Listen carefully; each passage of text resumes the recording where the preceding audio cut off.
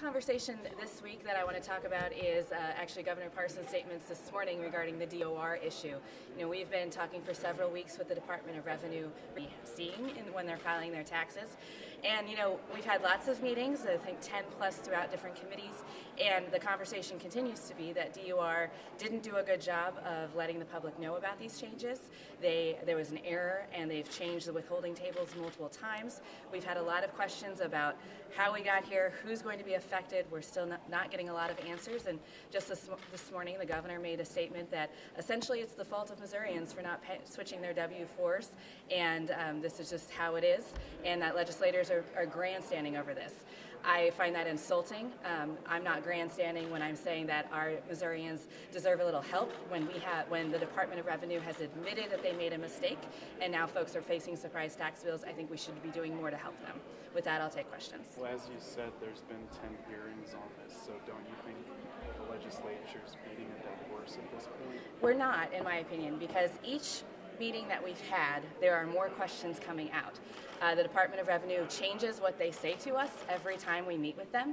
In fact, I've had meetings with the director where he told me they couldn't change penalties and fees and they could only adjust the principal to the extent of us getting the scripts that the staff is using to change those principles, because I really wanted to make sure that folks are getting the help they need, to then just as recently as yesterday saying that they can, and that must have just been a miscommunication. We're hearing different things every time. We're still not getting the answers that we're asking for, so no, I think that we should continue.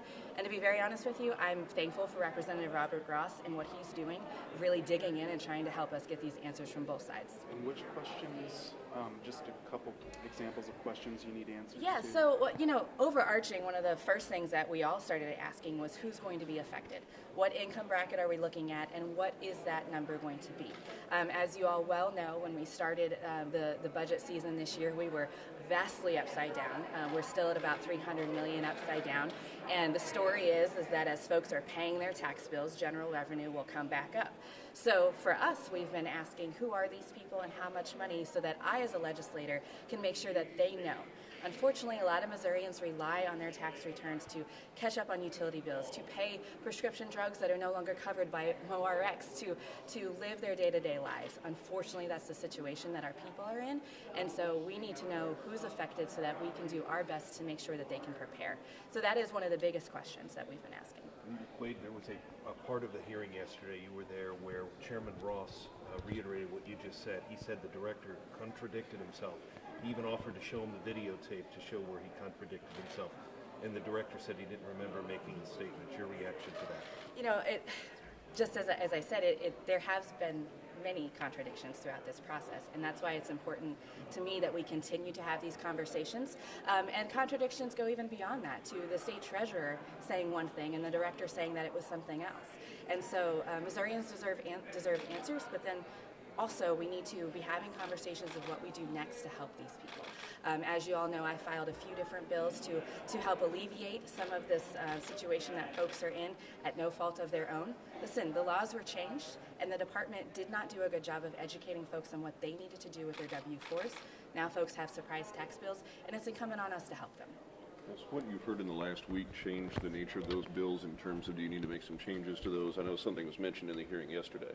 No, not at this point. So the second bill that I most recently filed, which is essentially if you enter into the payment plan, there are no penalties and fees.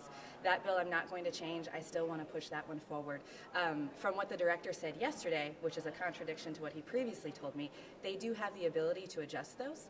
And if that is true, that's great, but I want to make sure that they just get rid of them completely, because this is not the fault of Missourians. What's been the response to those bills? Are any of them moving? We haven't got any of them referred, no, but I will tell you I have some senators on the other side. Senator Rizzo filed the first bill. He's looking at the second bill. I have gotten feedback from members on the other side of the aisle. I'm interested in, again, who these people are, because that's part of the conversation too. And when you really get in the weeds of this, if folks enter into a payment plan and say they don't pay their bill up front, what does that do to general revenue? And so those are bigger picture conversations that make it a little bit hard when the department can't answer our questions. The mandatory minimum bill was passed by the House today.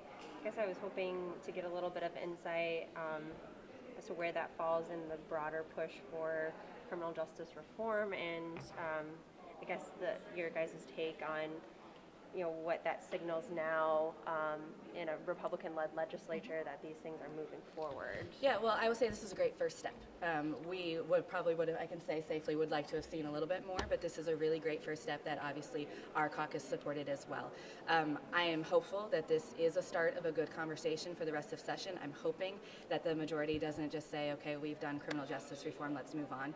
I'm hoping that we can actually continue this and get some robust reform throughout this session. What's another top criminal justice reform priority? I'd like to bucket to some of the Black Caucus members to have that conversation if either of you want to take the lead on that. Well, mandatory minimums is one, not the bill that we've seen today, but one that actually has statute changes with the 50% and the 65% at the age of 65. Expungement is still a hot topic. Some of the laws around marijuana, expungement, etc., not just for the medicinal car, but full-scale expungement. So we're looking at things of that nature. And I believe Representative Roberts put out a press release about a week ago highlighting several Black Caucus members' bills, and I don't want to forget anybody's bill that's on there. I'm sure there are bills filed on a lot of these criminal reform topics. Are any of them moving that you're aware of? No, and today was a good example. So the bill that we had today dealt with mandatory sentencing, but we have another bill that deals with it with Pacifics in there. Yesterday on the floor, I actually offered it as an amendment. And to go to the heart of your question, the thing that I find lightweight and encouraging is a lot of the freshmen asked me why I didn't roll call it because they wanted to vote on it. It died on the voice vote, but I think we're seeing a split between some of the new Republican members when it comes to criminal justice reform in the old regime. What was, that's why do you think having those specific times set out would be better than the bill that passed today? Because it changes the nature of the conversation. So when you talk about 50% of the sentence, opposed to this bill to deal with somebody that was over the age of 65, it's a different incentive for first-time offenders and first-time felons. So if a first-time offender is sentenced and they know that they do good in their sentencing and they don't mess up with their incarceration, they can come out with 50% of their time, which incentivizes them not to create problems while they're locked up. So it has a totally different functionality. By the time somebody's 65, they've already aged out of any kind of criminal activity, physical criminal activity that they would have been doing. Is there anything new on the Cameron Prison at Crossroads? You supported the governor on that. Yes. Is there anything new on that? Interestingly, me and Representative Mike Moon are scheduling a visit out there. So within the next week or so, it should be a bipartisan meeting out there.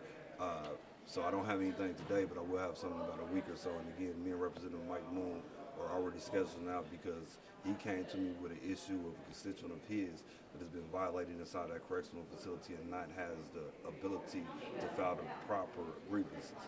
So I will have a new update for you next week. So that's a meeting, not a hearing, a meeting. Yeah, that's a meeting, yeah. I mean, it may break out to a hearing. If I could ask about a different topic, I don't think we've had a roll call yet, but I'm curious what you and your caucus think of the bill to do away with vehicle inspections. Well, we have not taken a caucus position, but I can say that we have serious reservations about this. If you look at the folks who testified against the bill and the hearing itself, plus the thousands of emails that we've received from not only mechanics who do inspections, but then also individuals, I think it's a dangerous bill. And then also when we talk about the general revenue loss of that, but then also the losses to the individual businesses. So it's a small fee that they get to keep of that. And I know the numbers were set on the floor, but it's several $1 million that Missouri's small businesses rely on for those inspections. So we have the safety concern, then also the fiscal concern of this. So it's not something I'm going to be supporting, but as I said, the caucus hasn't taken a position. Any other questions? Okay, thank you all so much. Thank you. Sorry,